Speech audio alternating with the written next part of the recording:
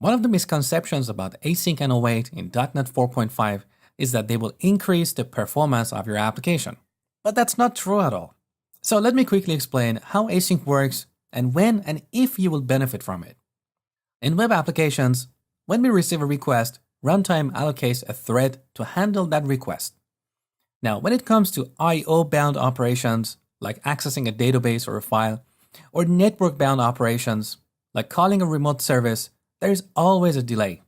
For example, in the case of accessing a database, this thread has to wait until the database executes the query and returns the result. Now, since we have limited amount of memory and threads available in a web server, if we have a lot of concurrent users, at some point, we may run out of threads because many of these threads are waiting for I/O-bound or network-bound operations to complete. In this case, we either need to add more hardware in terms of memory or more machines, or we can use async and await.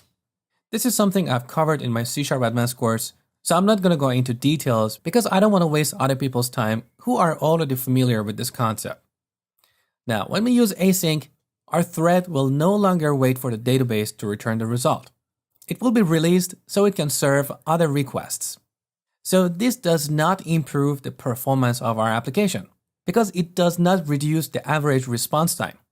We still have to wait for the database to return the result. But during that wait period, our threads can be better utilized to serve more concurrent users. And this means better scalability, not performance. But even when it comes to scalability, async and await do not always improve the scalability of your application. Look at this diagram. Imagine this is a pipe. We pour water from the top and it comes from the bottom. Now imagine on the top, we have a bunch of HTTP requests coming to our web server. So near the top, we've got IIS, and near the bottom, we've got our database server. When we use async and await, it's like we are opening up the top of this pipe a little bit, so we can pour more water or more requests. Now our pipe looks like a funnel, but look at the bottom. It's still the same size. So if you're using a single instance of SQL Server, that's going to be your bottleneck, no matter how many more requests you can serve in IIS, because all these requests will eventually have to wait for the database server to respond.